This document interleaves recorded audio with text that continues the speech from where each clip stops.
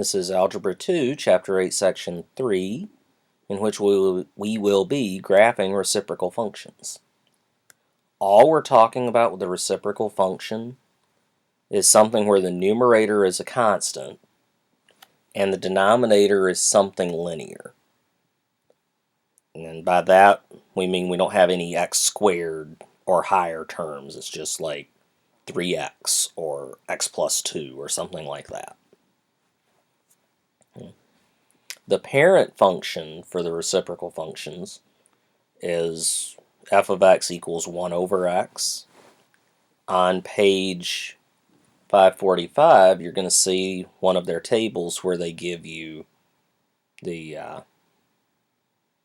domain, range, that kind of information. And that would be something handy for you to put into your notes here on the note page so that you have it available to you. One thing that you need to understand is that rational functions have limitations. There are things that you cannot use. Okay, we talked about something similar back in 8.1 when we talked about where the function is not defined. Okay, same rule here. Limitations occur when the denominator is equal to 0. So one thing they're going to ask us to do, and you'll like this part because it's short and sweet, a lot like me, is you're going to be looking for what values of x make the function undefined. Well, we don't care about the numerator then. All we care about is the denominator. What makes the denominator equal to 0? Add 1 over, x equals 1 is our limitation. Same kind of thing over here. We have 7 over 3x plus 2. What makes the denominator equal to 0? Subtract the 2, and then divide by 3, and we find out that it's negative 2/3.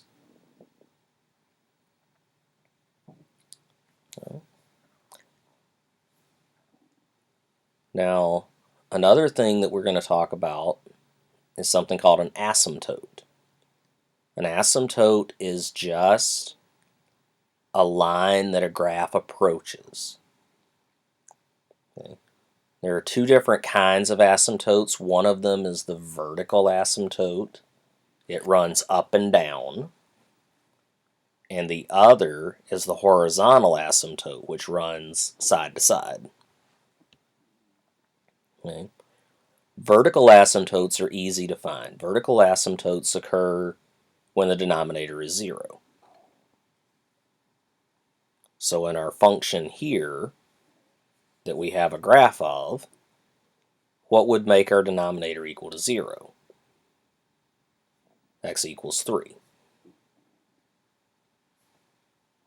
I'll turn my line here vertical, and you can see, if I drew it very carefully, which I tried to, that the graph does not cross that line. The little arrowhead does there and there, but that's not the actual graph. That's just saying it continues. The other kind is a horizontal asymptote. And again, if I was very careful when I drew this, and I tried to be anyway, you can see that the graph never crosses y equals negative 2. Okay. Is it a coincidence that this negative 2 matches the horizontal asymptote? Nope, no coincidence at all. It's designed that way. And in fact, you'll find on 547 where they give you that same kind of information about the general reciprocal function. And it's going to make it easier for us to get an idea of what the graph looks like. Okay. So here's a general function, general reciprocal function. Okay. we look at it and we find first that the A, okay, when I refer to A and H and K, I'm talking about the information on 547. The A is -2. Well, that table tells me since it's a number bigger than 1, it's going to stretch, and since it's negative, it's going to flip. Okay.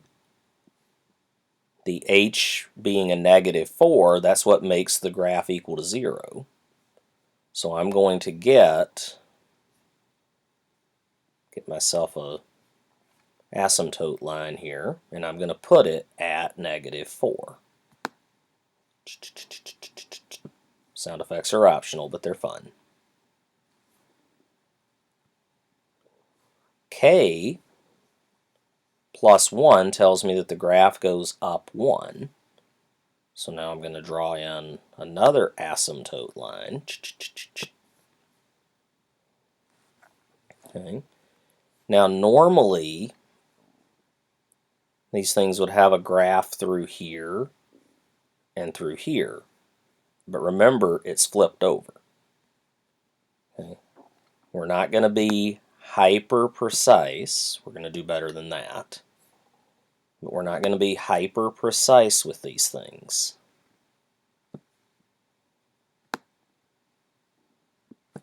And I can probably do better than that too. Okay. Something to that effect. Okay. They also ask us to state the domain and the range. Well, the domain is what numbers can x be. X can be anything but -4. So we would say x is not equal to -4. That's the domain. The range, y can be anything but y equals 1. So we would say the domain, or the range is y is not equal to 1.